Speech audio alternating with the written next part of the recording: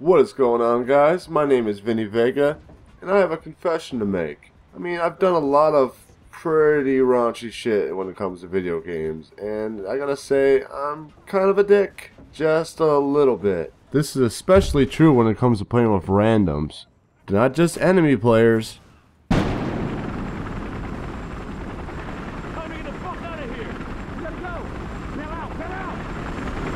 Can't do it. Nope. No can do, pal. Get out! Okay, everyone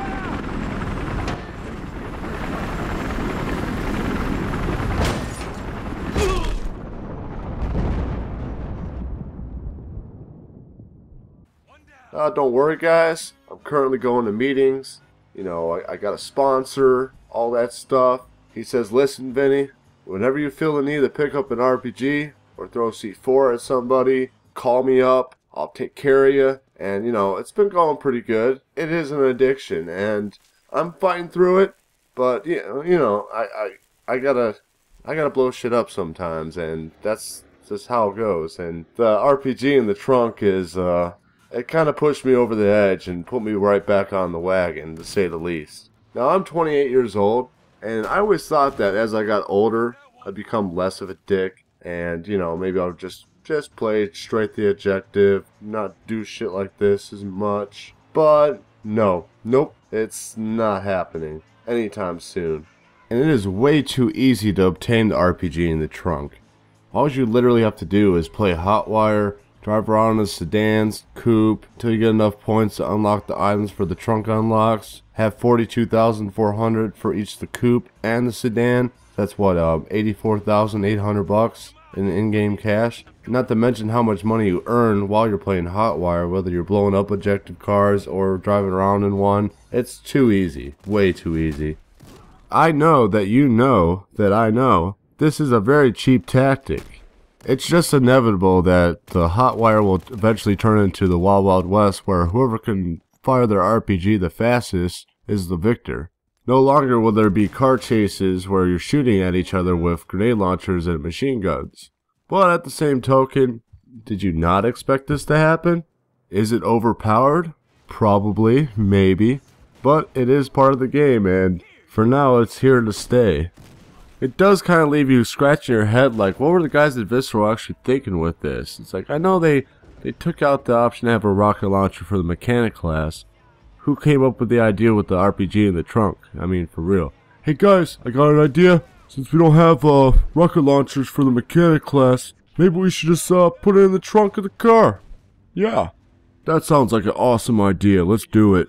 And this gameplay is the result of this RPG in the trunk. If you've played Hotwire for any amount of time recently, you can clearly see that many players have already chosen this option. I mean, this definitely has to be nerfed in some way.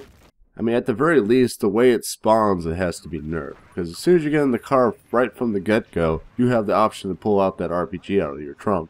Not to mention, while you're holding the RPG, it will spawn in the trunk again, just ready to go for you. I'm sure they can make an easy change to make it to where if you're holding an RPG, you won't be able to get another RPG out of the trunk, thus reducing the spam of the RPG. What? Did we just become best friends? Yup! I've also discovered a way to make this class even more of a dickish move. If you play as the operator class, you can have the survivalist pen, so if you do get ran over after blowing them up, you can just simply revive yourself. Not to mention Molotov cocktails. Nothing says I'm a dick like burning people alive. Burn those motherfuckers! Another thing that's inevitable, the ability to rent a server.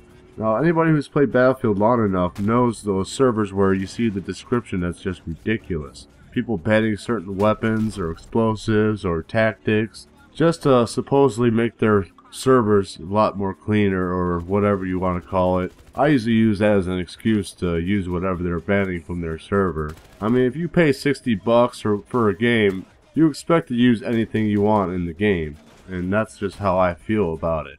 So if you ban any kind of gun, explosive, I'm going to use it in your server. That's just straight out fact. I'm going to seek your server out and I'm going to use whatever you are banning, even if I don't use it myself. Just because your crybaby ass got killed by a certain gun or explosive so many times doesn't mean you have to ban it from your server. In fact, it gives an open invitation for people to want to use that, just to be a dick. And I am one of those people. Be warned, if you do run a server, don't ban things, because it's just going to make people want to do it more. I mean, that's just a straight up fact. You're going to just sit there and ban people and kick people out of your server all day instead of actually playing the game. Just from playing Battlefield 4 the other night, I did see some funny ones that I noticed. I mean, check out this douchebag's description and his. I mean, I guess that's what it comes down to. You don't use guns, don't use explosives, don't use vehicles, not even a knife. I mean, come on, I can't stab people at least. But there was one that really stuck out with me that I just thought was hilarious. This brings me a nostalgic feeling. I love the show Aqua Teen Hunger Force. This right here, this sets it off for me right here. Come on, that's just amazing. If I see servers like this, that's gonna make me want to play that server.